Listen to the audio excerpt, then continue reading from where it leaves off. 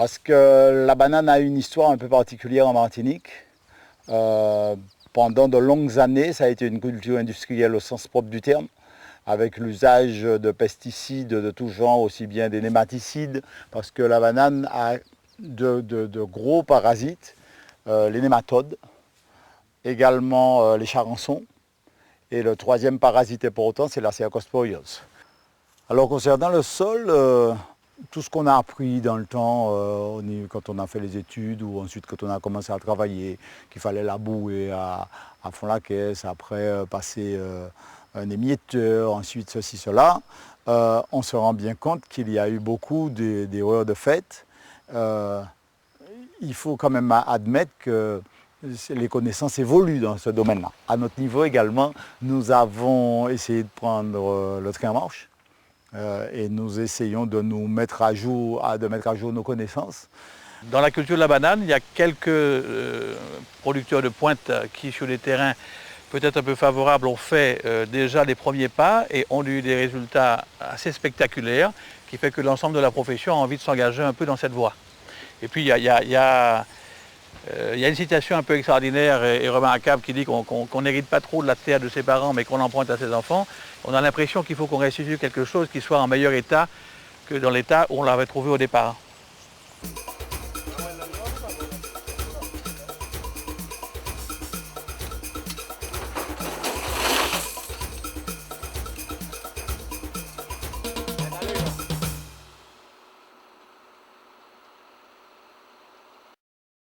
C'est bourré de vie, ça.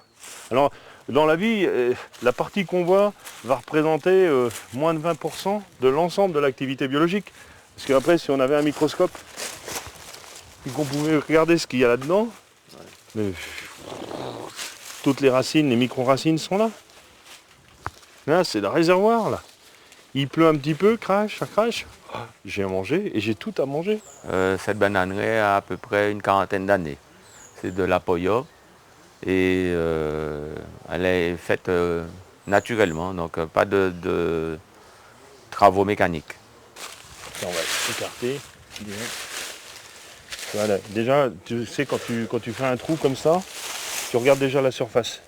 Regarde, tu vois la vie qui est là, hein, qui apparaît. Toute cette activité biologique, regarde là, t'en as des petits. Hein, tout ça c'est au boulot, regarde là. T'as toute la cohorte là, qui est là en train de... Regarde, ça grouille. En fin de compte, en utilisant très peu d'herbicides, voire 1 à 2 herbicides maximum par an et très peu d'engrais, en insecticide nématicide, c'est zéro, depuis qu'elle existe la parcelle. Donc on voit quand même le développement des bananiers sont tout à fait corrects. Donc je me suis dit, pourquoi aller chercher à compliquer les choses et à labourer un sol qui est très riche et qui risque d'être justement altéré par les labours. Parce que je pense qu'ici, il ne faut rien modifier. Là, on a au moins il y en a une qui court ici, là. Là, on a au moins une quinzaine d'espèces, là, en fonctionnement, là. Sous nos yeux. Hein. Là, on a un petit ver de terre qui est là, encore. On a justement adopté le principe de travailler énormément avec la matière végétale. Donc régulièrement, on passe et on dépose toute la matière végétale sur le sol. Aussi bien les troncs que les feuilles. Donc régulièrement, tout cet amas de matière reste sur le sol et se décompose au fil du temps. Ce qui permet de continuer à enrichir le sol, d'éviter la repousse des herbes et de protéger les racines qui se faufilent sous cette matière. En plus de ça, ça garde l'humidité, donc toujours une bonne humidité pour les racines des bananiers. Donc c'est un peu comme ça qu'on travaille, donc on n'a rien modifié. C'est une culture pérenne de la banane.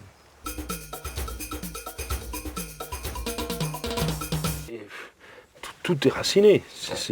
La curiosité, ce serait de savoir jusqu'où ce sol va. Parce que, enfin, mais oh bah là, en fait, là, t'exploites. Regarde ça. Faut le voir. Ça, c'est important qu'on ait vu ça. Regarde, t'as une autre bestiole qui est là, t'en as une autre là, t'en as une autre là.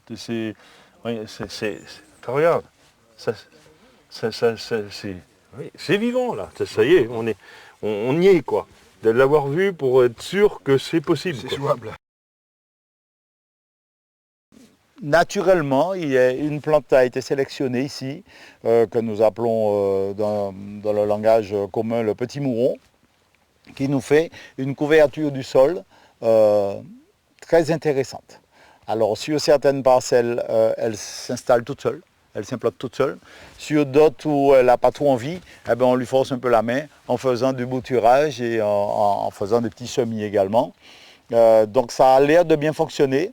C'est un gros avantage parce que d'abord, quand elle est un peu allélopathique, hein, elle détruit, elle n'aime pas la concurrence, donc elle détruit un peu les autres mauvaises herbes.